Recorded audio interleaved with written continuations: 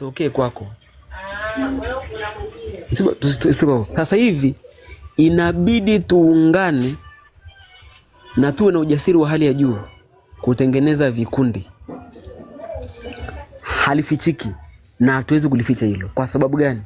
Tunaumizwa na hii serikali.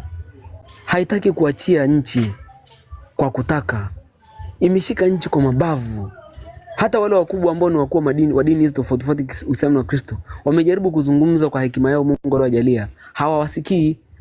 Wanasema dini ibaki kwenye kuwa dini na serikali ibaki kuwa serikali. Ndugu zanguni, hakuna mtu ambaye hapa hajapita madrasa, hakuna mtu ambaye hajapita kwenye komunyo na kipemara. Uislamu na Kristo, wote tumepita huko. Wazee wa dini ni watu ambao tunawaheshimu sana, viongozi wa dini. Ndio wamekuwa kilinda amani hii, sio watu wa serikalini. Watu wa vyama hivi vyote viwili vitatu, sijui ICT, Wazalendo, sijui Chadema, sijui nini, hao ni watu wa mataifa.